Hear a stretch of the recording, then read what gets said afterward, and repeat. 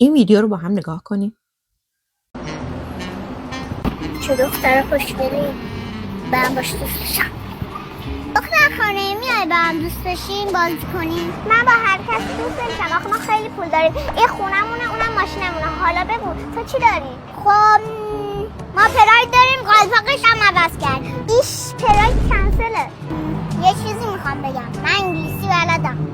اگه راست میگی صحبت کن ببینم. Hello, my name is Nila. What's your name? نورا کجا یاد گرفتی؟ بیا تا بهت نشون بدم.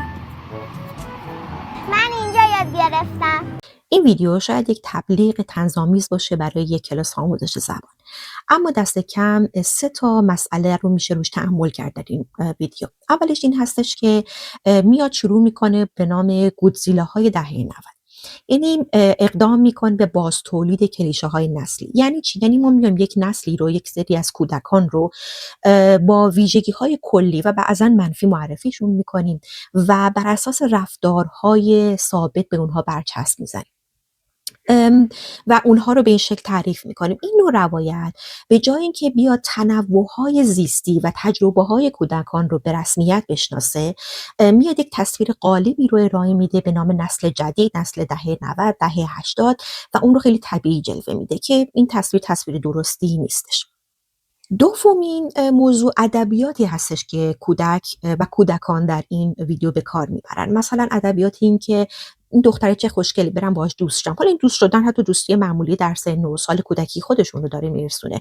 یا اینکه اما من پول دارم با هر کسی دوست نمیشم. ماشین ما اینه، ماشین شما چیه؟ ما اینا رو داریم، شما چی دارین؟ پس ماشین شما اینه، پس کنسله. یا مسائلی از این دست. اینا دیگه دیالوگای طنز فقط نیستن، مخصوصا وقتی که از زبان کودک و نوجوان بیان میشن. این جملات اما عملا کاری که میکنه این هستش که میاد روابط انسانی رو بر پایه ظاهر، ثروت، مصرف، منزلت اجتماعی برای کودک تعریف میکنه.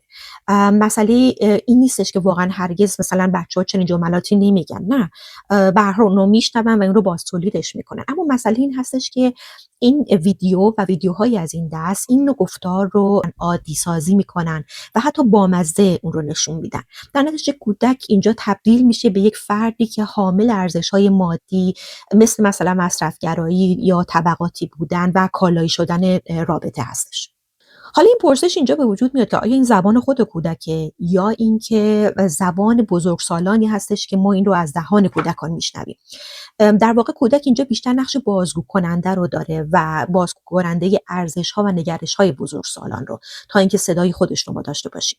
مسئله سوم سوء استفاده تبلیغاتی از کودکان هستش. ما می‌بینیم که دختر یک جا می‌ایسته، در نقش بازاریاب ظاهر میشه، یک جا می‌ایسته، بچه‌های دیگر رو حالا به واسطه زیباییش اینجا جذب میکنه. اینجا دیگه کودک فقط بازیگر یک برنامه تبلیغاتی نیستش، بلکه تبدیل شده به یک ابزاری برای اینکه همسالان خودش رو قانع کنه برای کمک به بیزینس یک فرد بزرگسال. شاید بگی خب مشارکت، نه، این بین مشارکت کودک در تولید محتوا و استفاده از کودک، استفاده ابزاری از کودک برای مقاصد بزرگسالان یه تفاوتی وجود داره.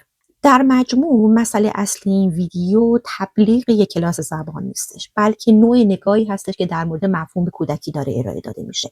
یعنی کودکی که نماینده یک نسلیه که به نظر میاد نسل مسئله داری هست با این نوع ادبیاتی که به کار برده میشه، یا ارزش‌های مصرفگرایانه رو میاد باز تولید میکنه یا در خدمت تبلیغات قرار میگیره. بنابراین باید توجهمون به این موضوع باشه که ما داریم چه تعریفی از کودکی با ادبیاتی که به کار میگیریم و با صحنه‌هایی که اونها رو درگیر میکنیم ارائه میدیم.